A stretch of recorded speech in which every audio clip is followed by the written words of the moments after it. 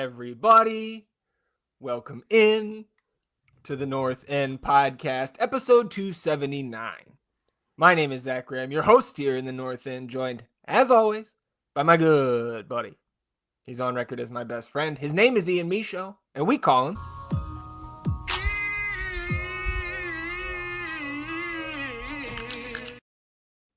E, sitting here on a Sunday, beautiful Austin, Texas, and now officially 41 days away from the season opener. How you feeling, my friend? I'm feeling good, man. You know, we had that run of live streams, and that was brutal because I was just a lot going on day after day after day. And then now we're back to this cadence where it's like once a week.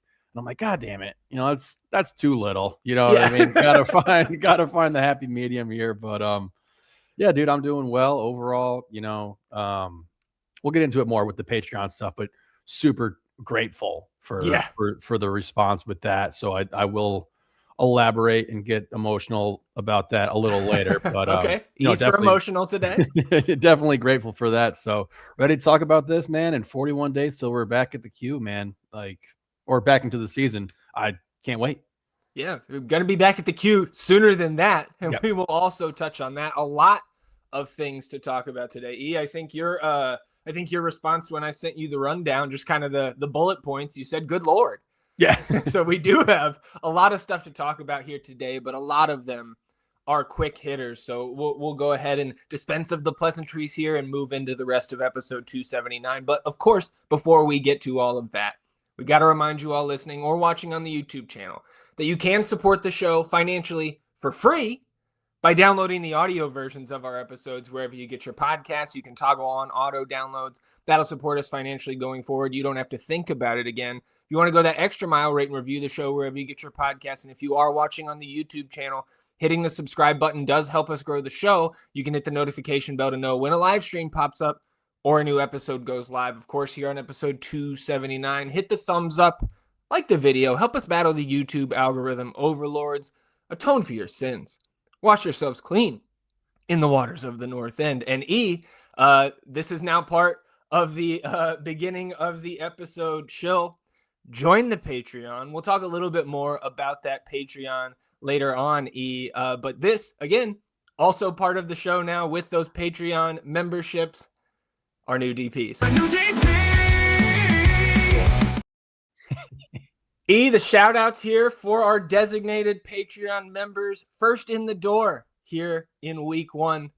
Number one was P Mike. And I believe he was the favorite. He was the odds on favorite. Yes. Yeah. So I did want to highlight that in terms of chronological order. I don't think I wrote down the rest of these in that order, but shout out to P Mike.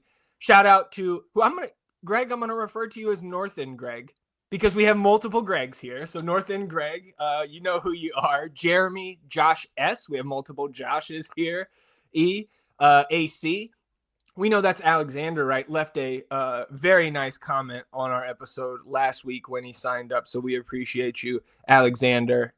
Dave, Brian, Ron, Greg. That's Poyo Goyo. Right, mm-hmm. Greg, our buddy there. So shout out to the Gregs. Mackie getting in there. Our resident Louisville City fan, Trevor Allison, who upon entering the Discord, did request and receive the Louisville City emoji in there. So we will customize the emojis for you if you so desire. Iron Verde, our boy, jumping in there. So shout out to Jose. Mike, right? So we've got both Pirates in there already. Shout out to Mace. Aaron also joined as a DP. James, Luke, Aggie getting in there. So you get your Fighting Leslie's team captain in there. Our buddy Dylan, Josh D signed up, and then Robert and Johnny. So again, eternally grateful to all of our signups, but you sign up at that $10 designated Patreon level, you get your shout out here on the show. And again, over the next year, at some point, you'll be seeing these names in the Victory Song video.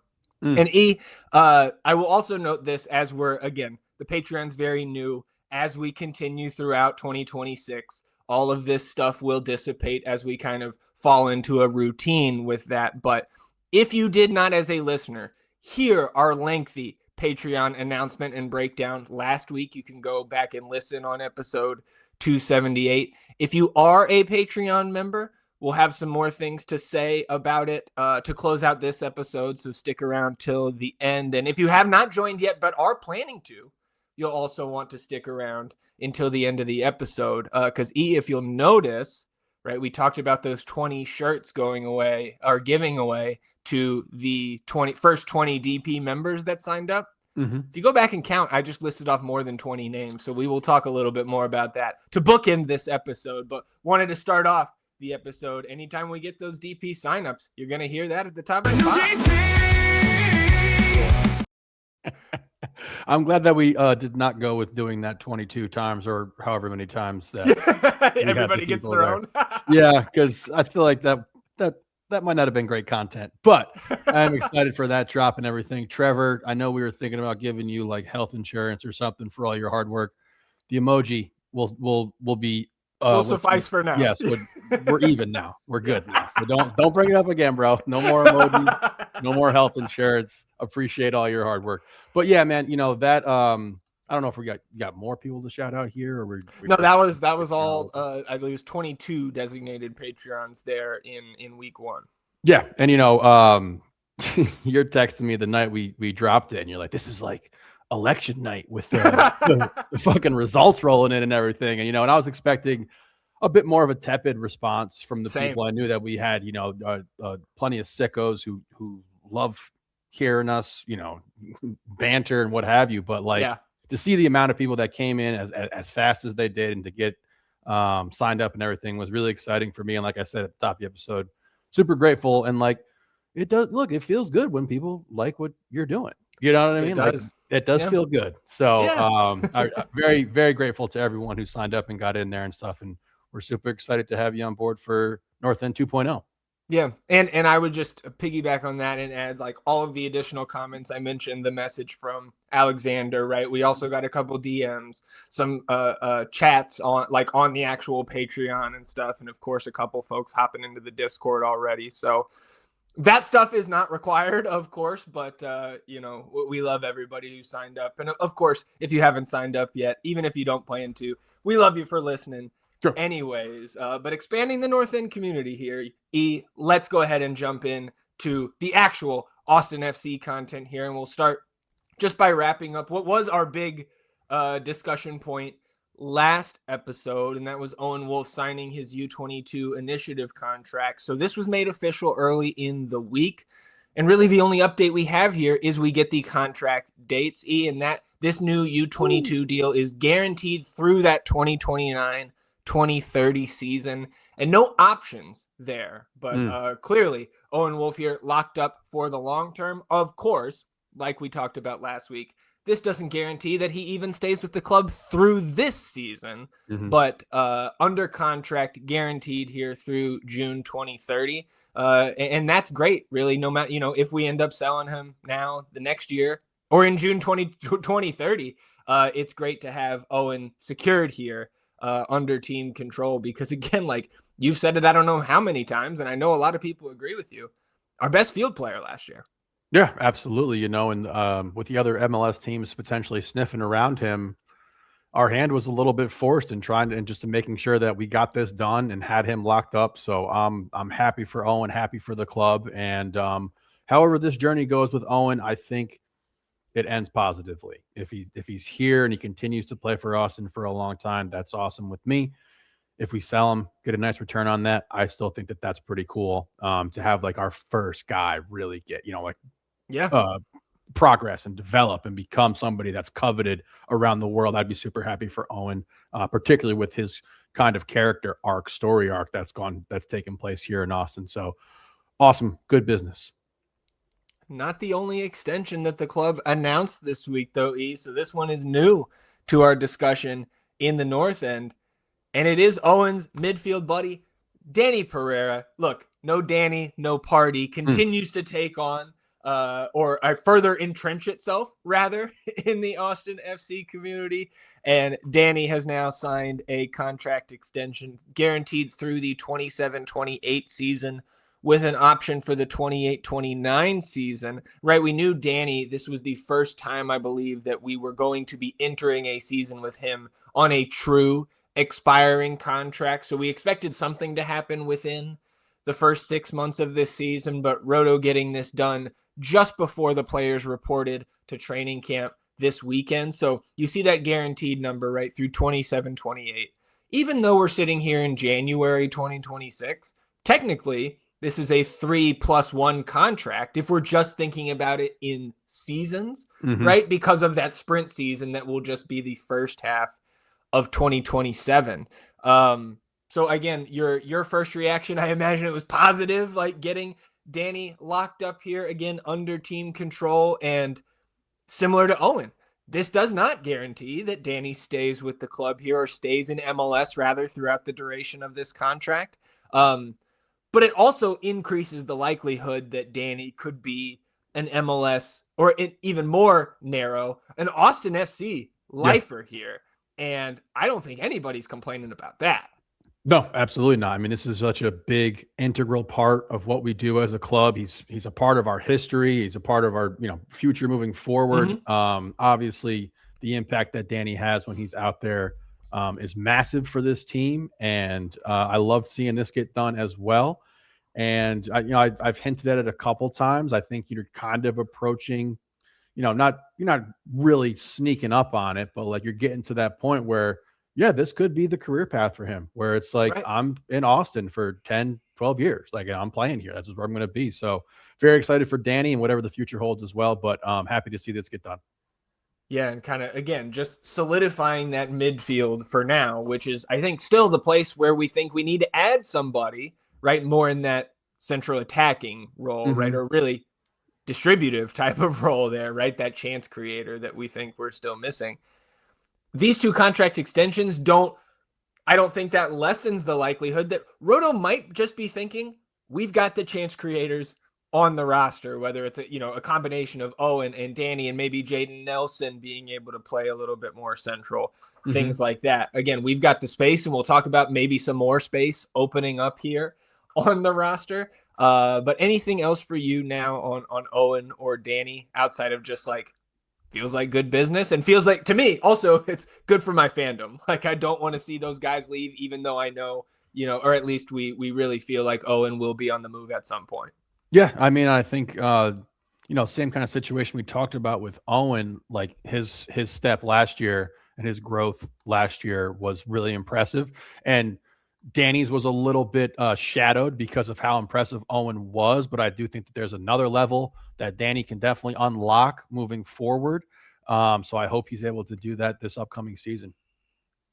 Well, Jana, I think, is going to rejoice here at this next topic, and I know you're not shedding any tears of sadness at our newest outbound transfer rumor. Yes, if you're watching on the YouTube, you read that right.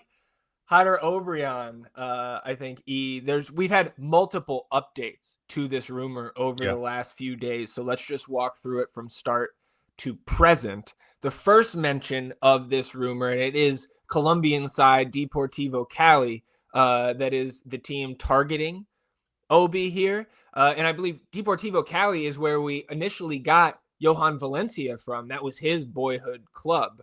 So again, Austin, not a stranger to dealing with Cali here, although that was, of course, the previous administration here in the front office with Claudio. But the first mention of this rumor was from Mariano Olsen, who is an Argentinian journalist who has been reporting in Colombia for 20 years. He's got, for what it's worth, 52,000 followers there on the Twitter. And Olsen said that Obrian was, quote, in the sights of Deportivo Cali. And then later that evening, Julian Capera said that Deportivo Cali, quote, had open negotiations with Austin FC for Jáder Obrian and Capera, another Colombian columnist, also a reporter, professor, 178,000 Twitter followers there. So these are some prominent names in the journalistic community surrounding Colombian football there.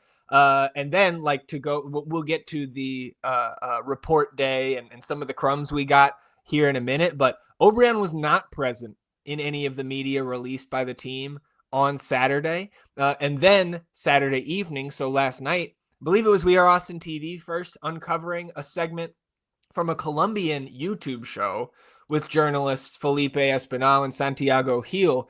And they were saying that Obrian has a release clause in his contract with Austin FC, and that Deportivo Cali is, quote, working hard on what I assume is a negotiation on that release clause. Because if you're not just paying it outright, like they're trying to negotiate that down, and, working hard, to me, if that is the actual quote, that sounds like Roto is being Roto and being a little bit of a stickler. And that, I mean, look, I will say, like, as long as we can get the deal done, then, like, be a stickler. But, like, let's also not, like, be crazy and be stuck with Hot Air, because, again, I think for all parties involved, we know how Hot Air, the body language at times last season was not great. We also know the social media activity on opposing teams' accounts on Instagram while we're playing them, right? So, like, there was multiple pieces of smoke to this potential fire. And again, like, transferring Obi out would open a senior slot, an international slot, and also get his $500,000 cap hit off of the books, which may be even higher this coming season, because we know a lot of these contracts have those escalators built in. So again, I know you liked seeing an outbound Obrian rumor come across, but what do you make of all this? Because again, like, signs do seem to be pointing, especially since he did not show up to training camp. Signs seem to be pointing to this being on the verge of happening. Yeah, I mean, I just want the senior spot, I want the international spot, and I want the money back into the books. That's really all it comes down to for me. Yeah. Obrian obviously comes on with his first year in Austin, leads the team in goals, like, sets it on fire a little bit. I don't think, even with, what do you have, like 8 or 9 that year or something? It was like 8, that? yeah. Yeah. We were never like, okay, this dude's an absolute stud. It was like, we found somebody in this redraft, reentry process, and got him in here, and he played well for a team that was awful. And it was a bit of a bright spot, but then seeing the regression this season and everything. And, again, still, we haven't heard anything bad about Obi from teammates or coaches or anything like that. We know he has a history with Nico, but from strictly a roster talent building standpoint, having that international slot and senior slot open is just way more important. And I'm glad you brought up the Roto thing. Like, yeah, dude, like, it's good to be a stickler every now and again, and, like, we get your way, and you have leverage, and, like, it works. Like, that's awesome. But, like, and I'm not accusing him of potentially being super stubborn about this. Who knows what Deportivo Cali, like, if they're coming in with a super low ball offer, I can totally understand not even entertaining that. We also have known in the past that some of these teams haven't paid the fees that they've agreed to pay and whatnot. Like, I get that as well, but, like, I'm not trying to hold anyone's feet to the fire about, getting Hot Air Obrian off the books here. Like, I'm trying to get the deal done and move on. Obviously, we had people report he's not present. We want to start building that stuff in the right direction. So it does seem like there's a good amount of smoke here, and I would not be surprised if Obi is on the move. And, if you're looking at the spreadsheets that we have and everything on the website, it's like, yeah, this is the dude that makes the most sense to get rid of. Like, it's just a little difficult because he didn't play that well last year. Yeah. Well, and just kind of agreeing with you, I guess, again, on Roto, right? It's fine to be stubborn. We want you to drive that hard bargain and hold these teams, right? If the release clause, whatever it is, look, then it is what it is. And that's what you're supposed to pay us if you want the player. But obviously we know there's, more context. You just don't want to be too stubborn where it doesn't happen, right? Because the alternative, you can always, or not always, but at present, you can get whoever you want off the team. Yeah. If you splash the cash. We got the 2 buyouts, right? But to potentially be selling Obrian and getting a profit, I'm not sure if you can turn any of that into GAM. Like, when we get the figures on this potential transfer, we can look more into that. But again, it's the cap space, the roster flexibility, because we do think that the rules are going to change before the season, where Jayden Nelson, as a Canadian national, becomes domestic in the rules. And so then we could have 2 international slots open, right? Just 1 senior slot if Obi does get transferred out. But then that would open up the senior slot where you can go get a new DP, right? And not one here in the North End, an actual player who could potentially be, right, a top end, high level type of guy. We're just, now that the preseason has started, I think everybody who is into this type of stuff along with us, right, with the roster build talk, like the anxiety ratchets up a level. Yeah. Right. And I think for good reason. But I also want to, while we're talking about this, just point out, or rather like harken back to last preseason.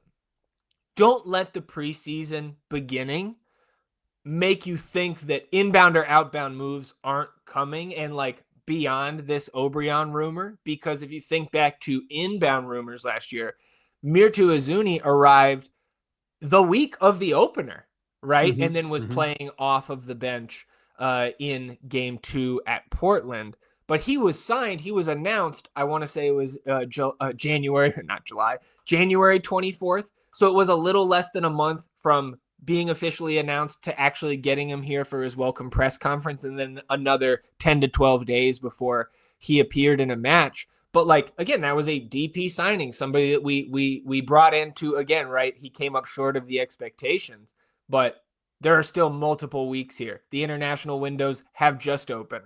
And it's not just those inbound moves, dude. Outbound moves could still be happening. So I think we need to still have our eyes on that left back situation, because Guilherme Biru did show up at training camp. And I believe it was his wife that did post on Instagram saying, headed back when they were coming back from their vacation a couple of days ago, saying headed back to our beloved Austin, right? That does not mean that Biru or anybody else could also be on their way out, because Leo Väisänen, dude, was a member of Austin FC until March 24th of 2025. Yeah. A month into the season. Yep. Like, as long as those windows are open internationally or even just in the league, there could still be movement. So I don't think the fact that Biru showed up to training camp, I do think, right, that does make it much more likely that he will be a member of the team during the 2026 campaign. But I just wanted to highlight there, it's not guaranteed. Yeah, no, I mean, I think we're all of the mind that there's more stuff coming that's going to happen here. And like the Biru thing, you kind of read my mind with that. Like I was thinking about him right away. And, like we talked about, obviously, with the Obrian situation, we have another piece of news that points to, Roto being kind of cutthroat about what he's going to accept or not accept for a player and what have you. And I would assume that he's not just going to let Guilherme, just some team come in here and snatch him up on the cheap. Yeah. Like, I think you're going to have to pay. But I definitely, this roster is not completed. We have some more moves to make. Obviously, the international news with Jayden Nelson, that'd be very welcome. But stuff needs to happen. So looking at these sheets, I mentioned a couple weeks ago during that flurry of live streams that we needed to get things updated for the schedule change that is coming, right? And really highlight and have it accurate in the sheets with these guys' contract expiration dates. So if you are on the cap sheet page now, you can see with the contract expiration and options tabs that those are now updated. So once the schedule changes, everybody who is under contract through that 2027 sprint season, now their contract expiration dates have either December or June on there. And then you can see if it's just a 2026 or a 2027.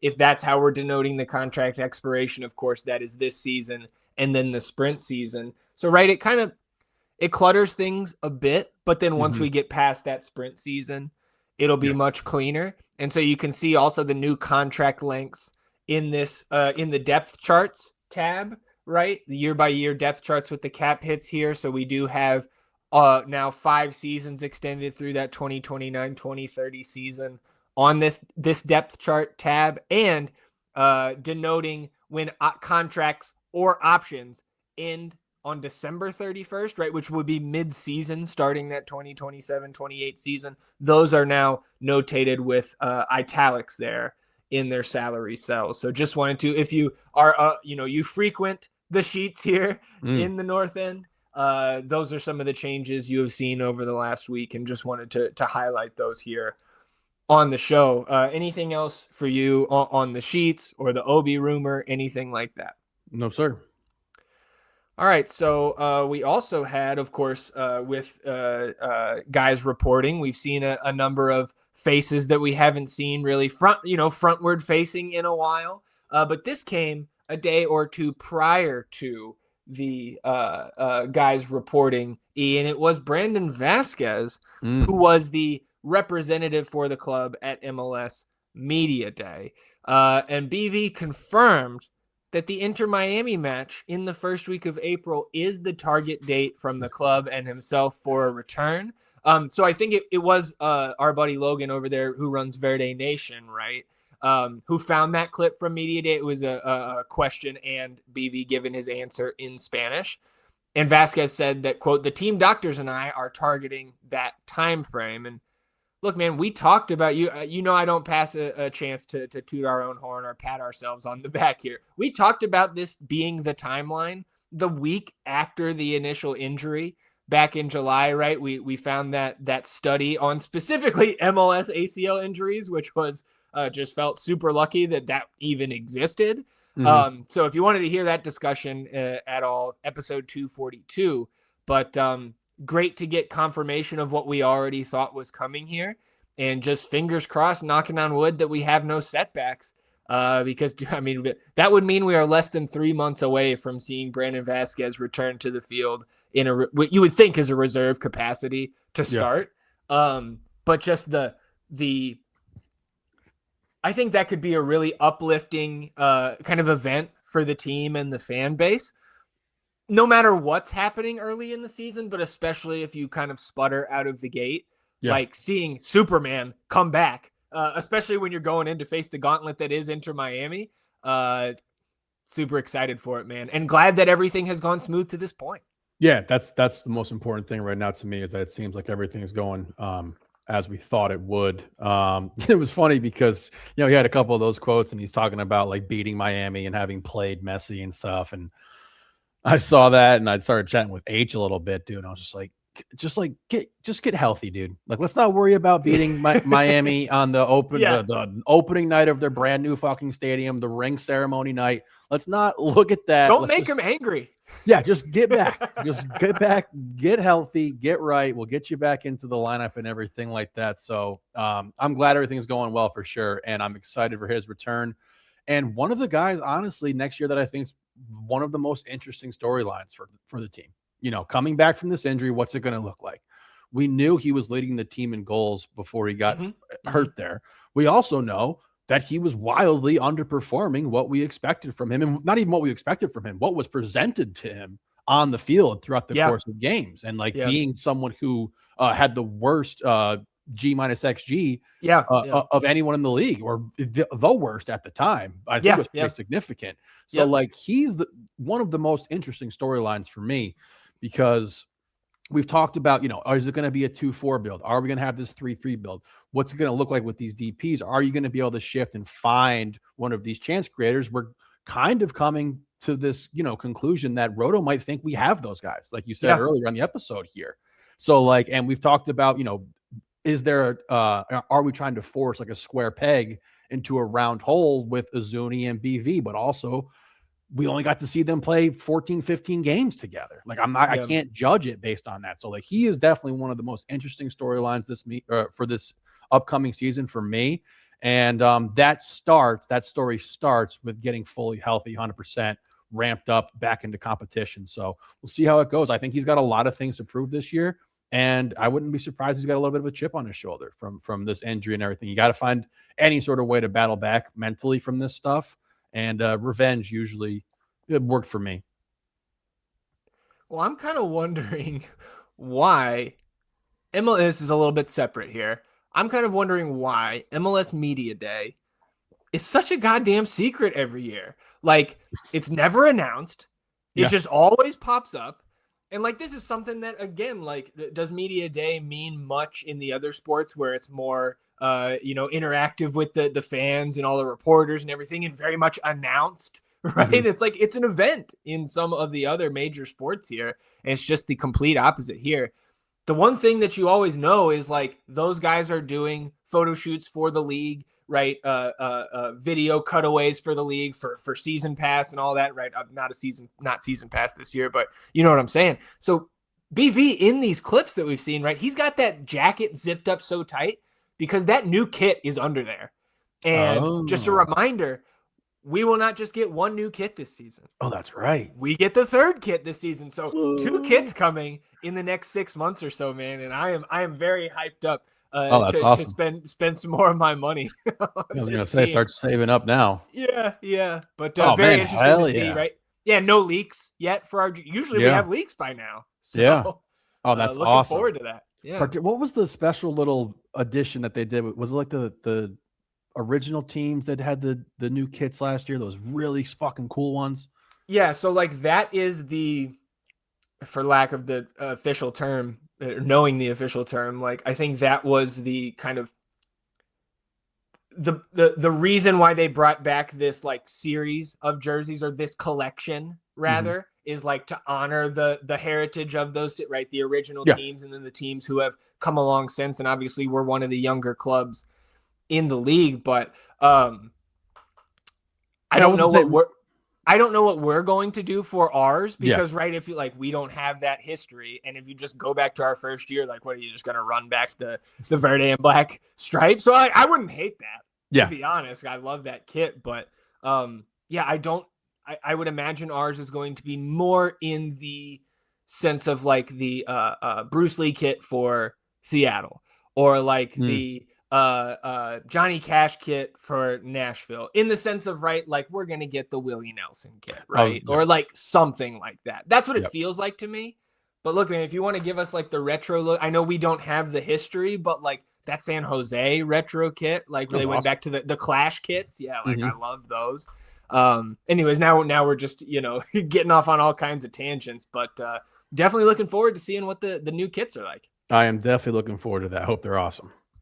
So getting back to some player news here. This is one of the players that was not present yesterday, because Jayden Nelson was called up to Canada's January camp. This is a 10-day prep camp from the 8th to the 18th of this month out there in Irvine, California. And that Canadian squad will face Guatemala in a friendly on January 17th in Los Angeles, actually playing at BMO there, right? LAFC's stadium.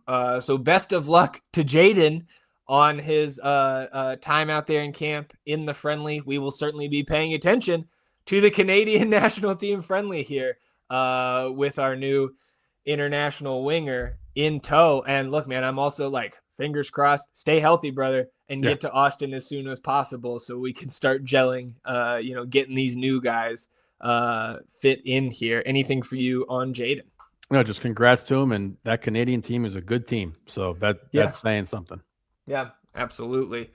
So let's, we've kind of danced around the report day a little bit. So we did have some crumbs there, of course, as we always do. And as seems to be new tradition, like the team is finding ways to adjust and not give us as many crumbs as they have let slip through in the past.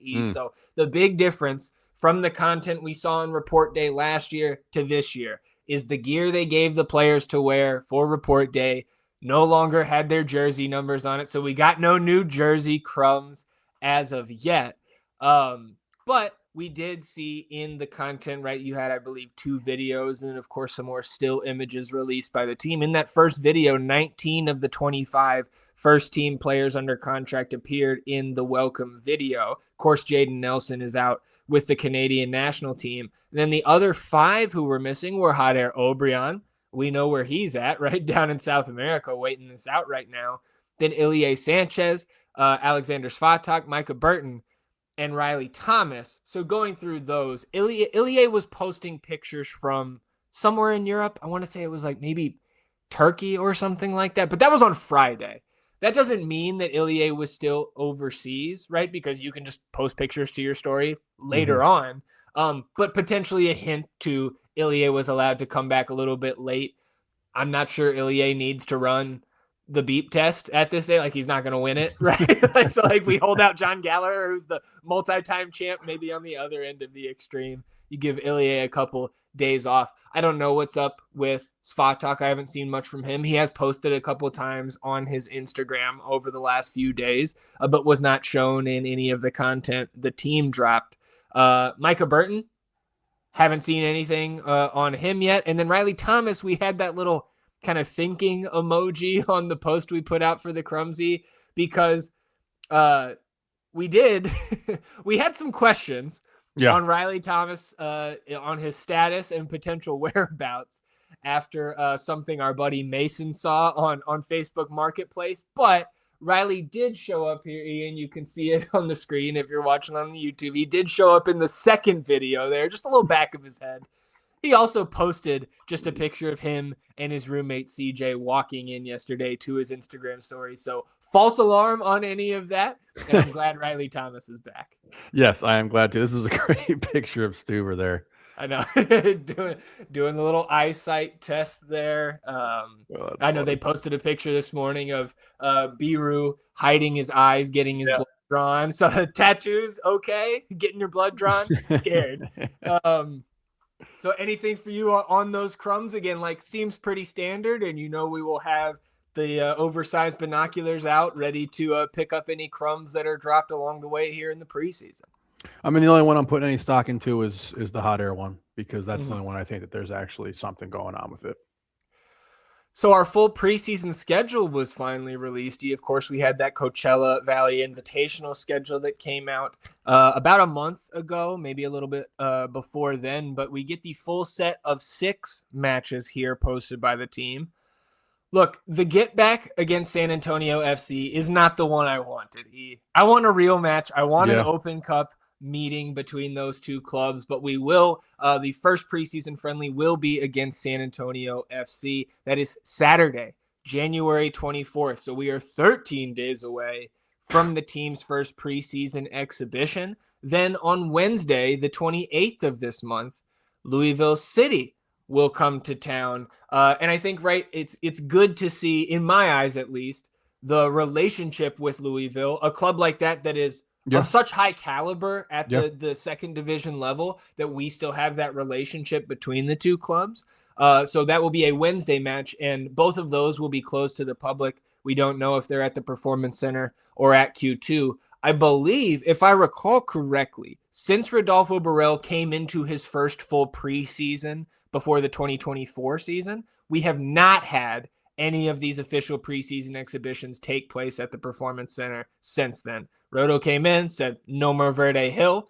But what we lose with Verde Hill, we appear to be gaining even more traction with the relationship between the team and the season ticket members in the preseason, because that third match you see on the screen, Sunday, February 1st, 2 p.m. Central at Q2 Stadium, is open to season ticket members who will get exclusive access. Those tickets are already in our accounts, and that will be the entire attendance of that match. This match will not be open to the public. I believe you can transfer your tickets if you're a season ticket member to anybody. Like if you can't make it, definitely give them to some other Austin FC fans. Make sure we get as much support in there for the guys into this friendly as possible. But I think that the only other preseason access we've had at Q2, last year was the open practice, which was a great step. I thought that was a blast. It was fun to see the guys train there. And anytime you can get Davy Arnaud mic'd up in the stadium, talking to the crowd, talking to the guys, that's always fun. But I think the only actual preseason match we've had access to as fans, officially, of course, Verde Hill, RIP. But we played Atlas in February 2022, but I believe that match was open to the public for tickets, because I remember so many Atlas fans being there. I think that was coming on the heels of them, winning the Apertura that season. But that was a sellout. And so this one, I think season tickets make up, about 70-75% of the stadium. So you could still get a very good crowd here. I would imagine we could get maybe half the stadium here. So that's something I am certainly very excited about, to get this preseason glimpse of our new squad on February 1st. Yeah, I was trying to think back to what we did last year, and all I can really remember was how cold we were. But that open practice, that was a lot of fun. This is way more fun. Yeah, absolutely. And right, like you're going to get to see NYCFC, a good team in their own right, and we'll be able to see some nice players there, get a little bit of a scout on our own guys. And look, man, you see all your friends back at Soccer Church in early February. So I imagine we're going to be bundled up for that one as well. But very excited. And I gotta give the club credit where it's due. Like, this is something, just speaking for myself as a season ticket member, this is something I want to do every single year if you can make it happen. Yeah, agreed. And then, of course, the final 3 games of the preseason out there in California at the Coachella Valley Invitational, Saturday, February 1st at 1 p.m. Central. Austin will take on St. Louis City. Wednesday, February 11th, that's noon Central. Austin will take on Chicago Fire. And then Saturday, February 14th, another noon Central kickoff. Austin will take on Stephen Cleveland and Sporting KC. So there are your 6 preseason friendlies. And of course, that final friendly on Valentine's Day there is exactly a week out from the opener at home against Minnesota United. So there's your preseason schedule to close to the public, then your season ticket holder friendly. And then, of course, if you're making the trek out there to Coachella, you can see all 3 of those games, if I'm not mistaken. So anything else for you on the preseason right now? We're back, baby. Good Lord. Yep. We're back. So this is something all the way in October. This is a Halloween match, but was previously listed as to be announced in terms of a start time. Halloween falls on a Saturday this year, Ian. We will be on the road taking on LA Galaxy. Kickoff will be at 4 p.m. Central there on Halloween. So you can get your Verde fix in there with the match and still get outside, trick or treat with the kids and all that. And early enough where hopefully the trick or treaters aren't disrupting our game viewing, 4 to 6 there, give or take, for this match. So just wanted to highlight that because it was just a minor news piece for the season. We'll take it. So moving on here, again, getting into a little bit of the nonsense here, but I don't know, dude. You want to go to the Uzuni Hotel? It appears, from what we can tell, that Mirtu Uzuni has either purchased or invested heavily in this hotel property in his native Albania. So I think, again, with the very limited knowledge I have on this right now, this seems really, really cool to me. And I think Uzuni, you go through and translate some of these posts he made that I think, he's proud to be able to kind of reinvest here in the Albanian community with the Uzuni Hotel. Any thoughts for you on the new establishment? Do you know which building is the hotel? I don't know, dude. I mean, this looks like a resort village. This is a neighborhood. Yeah. I'm not sure, dude, but I do think, like, is this fair, or can we not do this? Like, if Mirtu wins the Golden Boot, do we have to go to Albania and stay at the Mirtu Hotel? Well, first of all, it's the Uzuni Hotel. Okay, sorry. Get it right. I'm correct. We might need some rebranding here for sure, but man, if it's beneficial, he feels good about it. Good for him. I don't know what to make of this. I don't know. Maybe we can get a suite named after us or something if we do. Yeah, there we go. Yeah, definitely. North End Suite. Not setting our sights too high for sure. Well, yeah, the penthouse in Albania. That's what we need on the resumes there. You bring it down for some bullshit here, E. I'm not sure if this is 100% accurate in terms of the way that I and others are interpreting this, but shout out to Morgan Tankza, who does some work freelance with Soccer Wise. I know Morgan does some photography for them. She was down here at the All-Star break out at Haymaker when we were out there with Goss and Bogert.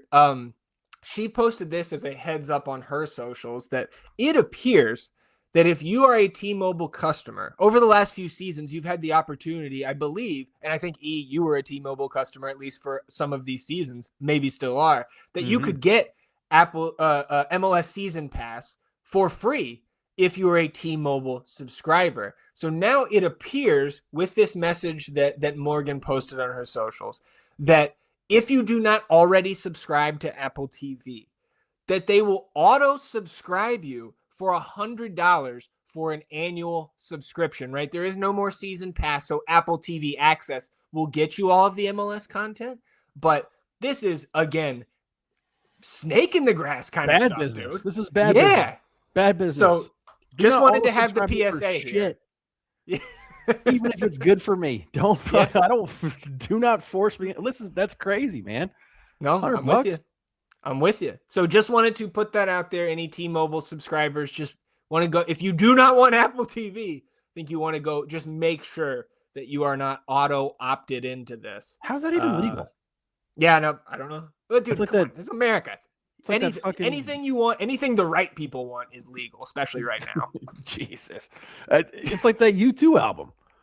Yeah, exactly. Just like what the hell was that? That was nonsense, dude. Like even with last year, you had warned me about like some sort of subscription fee that I was gonna get it paid off, and I was just so fucking lazy that I just paid the $89. But I'm putting my foot down for this one. I'm not doing that. Yeah, okay. That's ridiculous. But good lord. Or if you're gonna press the button yourself.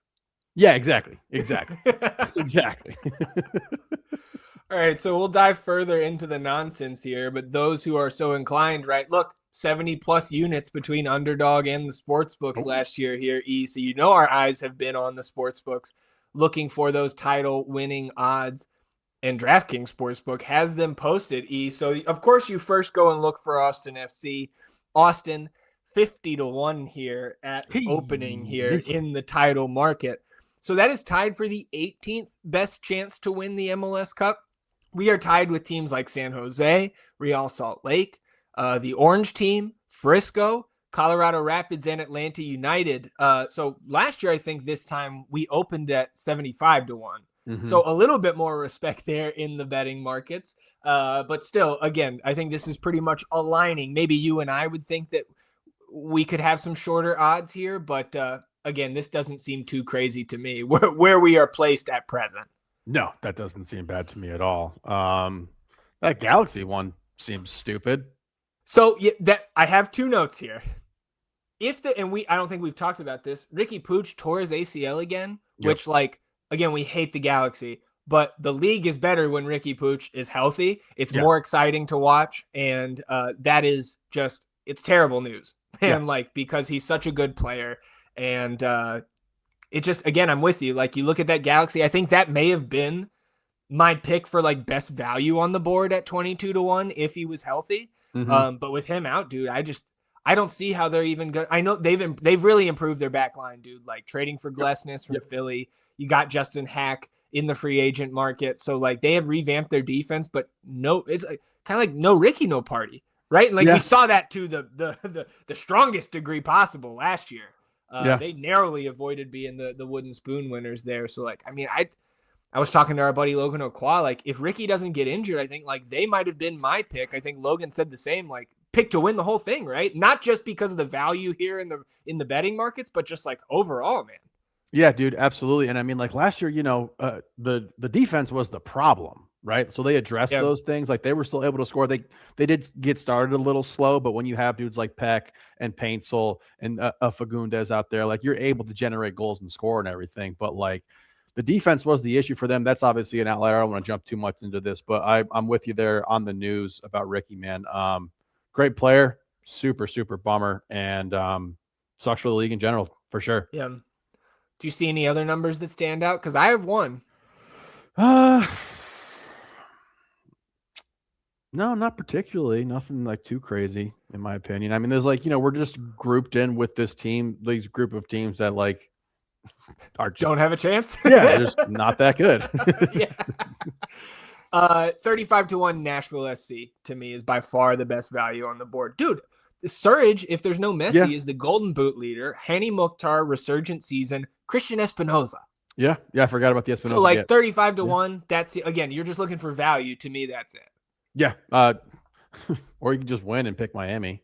Yeah, say fuck the value and just I just want to win. I don't know, dude. LAFC, full season of sun. They still have a DP spot open. I think they might leave that till the summer for your boy, or who knows. Of course, we will talk more about this nonsense leading up to the season, but did want to highlight that there. let's do this just for old time's sake. Come on down to Farmer Field where the champions play. Get ready for the game. It's Lost Business Day.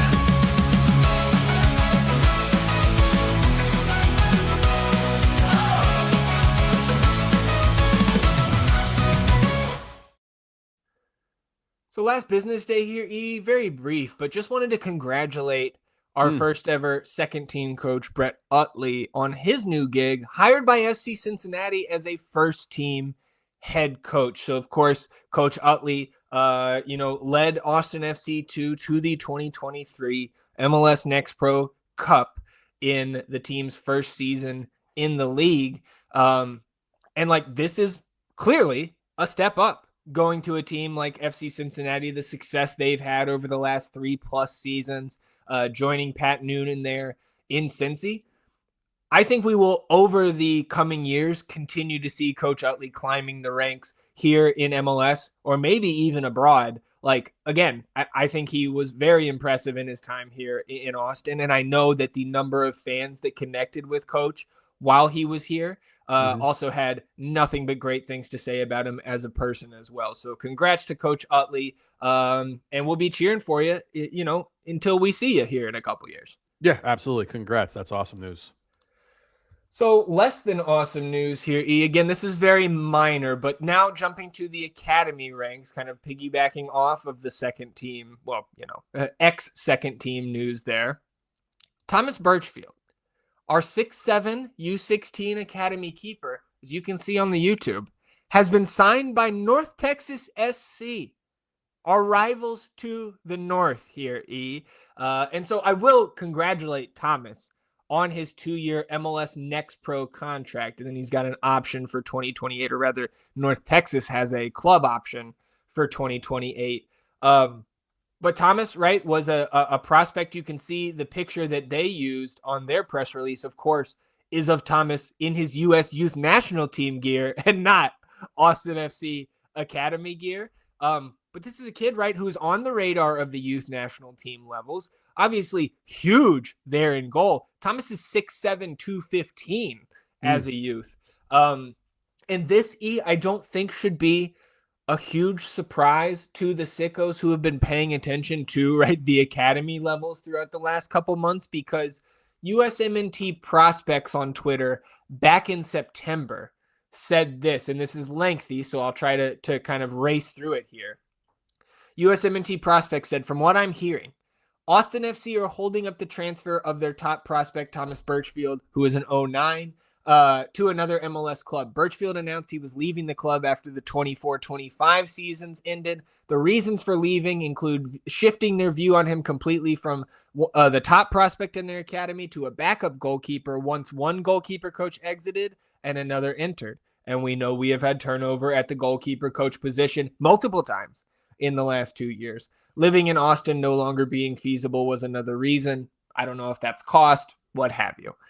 Since last season ended, Austin have asked for sums I've had described to me as unrealistic for a 16-year-old goalkeeper with no pro experience. Sums commensurate with that of a true first-team player. They have also slow-walked negotiations with interested clubs, taking weeks at a time to respond to offers. Birchfield was on Austin's most recent territory list released in February, so another MLS club would be required to compensate Austin for him to sign pro with them. Players cannot move academies if they're on the territory list before eventual pro compensation is agreed between the clubs. So Birchfield, again, this was in September, is without a club as things currently stand with the season having started already. Birchfield isn't from Austin. He's from Las Vegas.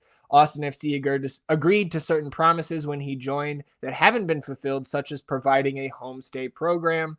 Yet the club is holding on to his rights for now, and he can't play soccer for an MLS academy until something changes. So obviously Thomas now headed to North Texas to play pro with FC Dallas's second team. It made me chuckle a little bit reading back through those tweets because we just talked about Roto being a stickler and going weeks at a time without responding. This may be the case, probably not, but it might be. We know Roto starts his day at 1 or 2 in the morning. Are you guys trying to text him in the afternoon? Because I think he might be sleeping. You guys text him at 3 a.m., he'll be up. So again, You don't like to see a prospect who is on the radar of the youth national team here in the States going, especially to a rival. Yeah. Obviously, like a guy like Vigo Ortiz, right, who did not do much of anything at the senior level for Charleston this year after he left last offseason.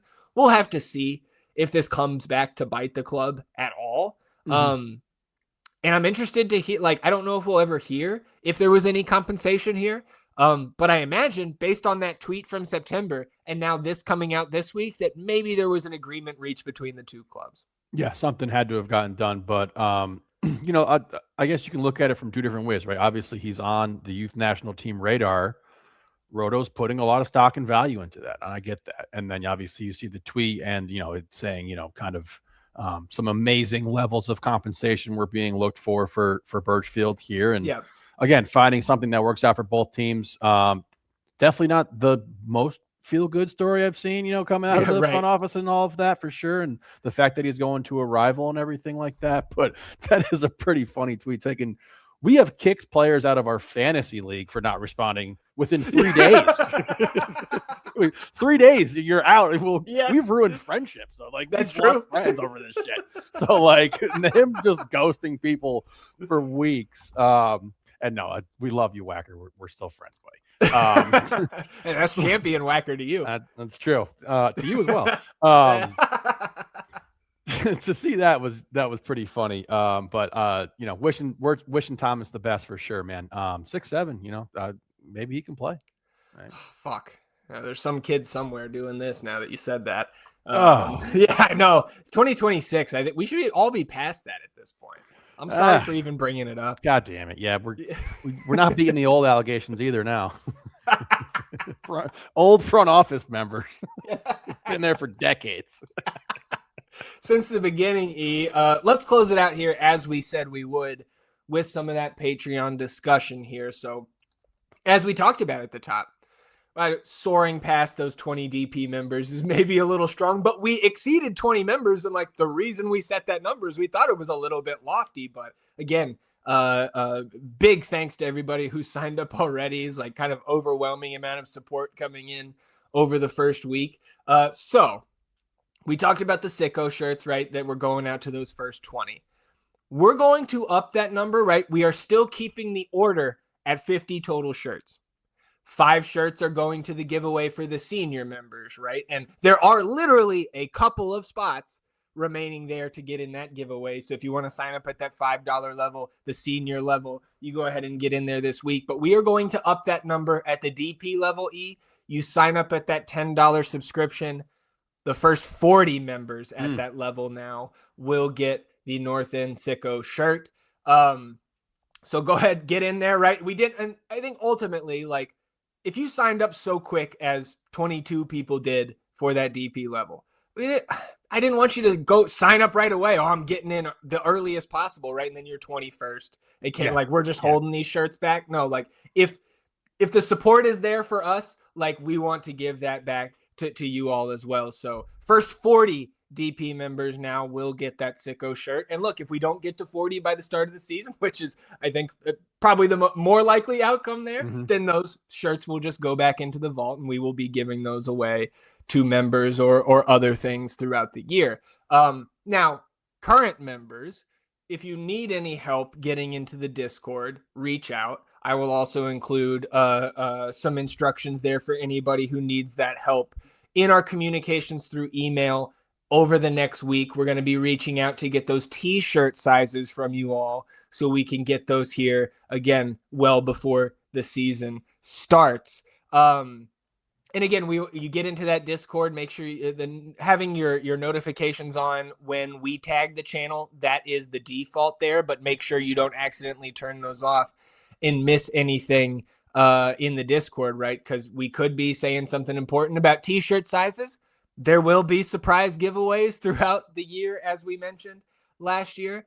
And also wanted to mention to anybody who, again, is planning on signing up, if you are going to play best ball, this is still a little over a month away, but with the drafts scheduled to start on Sunday, February 15th, the deadline to sign up for the Patreon and to get into the best ball pyramid for this season will be set for Friday, February 13th. So we will continue to remind everybody about that deadline. And of course, we will continue to talk about the Patreon developments here throughout the preseason. That QR code that is on the screen right now on the YouTube will take you directly to our Patreon membership page if you're looking to sign up there.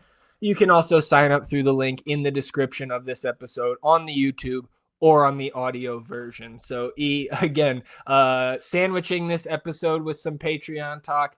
I think that's probably enough for now. Anything else you wanted to add, though, before we shut it down? No, all good on my end. All right, everybody. We appreciate you tuning in, sticking with us here on episode 279 of the North End Podcast. We are back next Sunday, breaking down everything that happens in the world of Austin FC this week. Keep your eyes out, right? Get that notification bell on. We may have a green smoke stream this week. You never know here as the international transfer windows have opened.